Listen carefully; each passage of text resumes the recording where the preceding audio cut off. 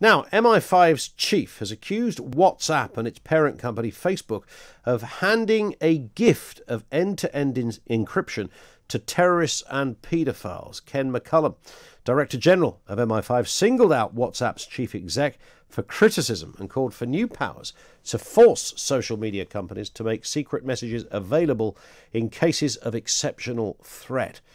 He was warned that Britain must take ownership of their toxic issue of racism and not seek to blame foreign troll farms for their vile abuse meted out to England's footballers online. Joseph Cotry-Monson is the editor of the textbooks Cybercrime, Law and Practice. Editor of the... I tell you what, Joseph, you tell me what you're editor of. Well, now you're going to get me to show off, Ian. I am. Go on. I'm the editor of the current edition of Cybercrime, Law and Practice, which is a legal textbook. Brilliant. Fantastic. Yeah, it was the hyphen in there that threw me, you see. Listen, good to have you with us, Joseph. Nice to speak. So listen, I mean, one of the big things when WhatsApp and Facebook announced that, this was end-to-end encryption was that people felt, well, this is great. We're nice and safe. We haven't got big business and Silicon Valley or anyone else snooping on our text. So it was a good sell from their perspective, but of course there are implications. There are, and actually the funny thing, Ian, is it's probably the truth is the opposite. First of all, WhatsApp, it's fair to say, has always been end-to-end encrypted. It's Facebook's moves to do the same, which are worrying intelligence chiefs. But it's interesting. Those are private messages. They are end-to-end encrypted, certainly on WhatsApp. But you will know if you have a WhatsApp and a Facebook account that information is shared in order to sell you things. So they will show you adverts based on what you send in those messages. They just won't show them to law enforcement. Indeed. So it's quite interesting. Sorry, go on. Well, I was going to just say on that point, I mean, do they literally refuse to say, no, you can't see this? Or have they got no ability to show you? They have, and they do, and they have. And actually, in the context of the US 3, 4, and 5 years ago, even, there have been several high-profile requests and real discontent among very senior American politicians and members of the cabinet that have been voiced that when it comes to law enforcement, WhatsApp historically it's been a flat no, and the reason for that is, cynically, is actually commercial, because this isn't a question of if we get the WhatsApp messages, then all of a sudden, that will mean that we'll have all the information that criminals exchange with each other. The reason for that is that criminals would just use something else.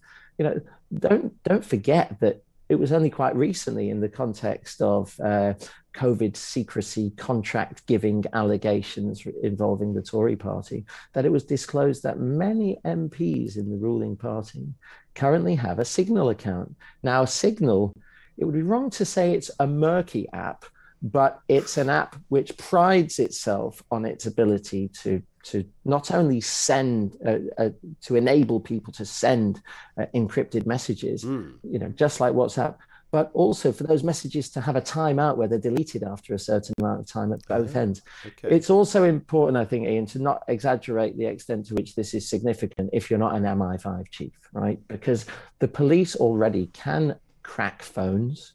They can send them off to European companies that specialize, and they can pretty much get into everything. Criminal lawyers will tell you, as they have to tell their clients. It's not as simple as saying, well, I won't give my PIN and then the police won't know what's on there.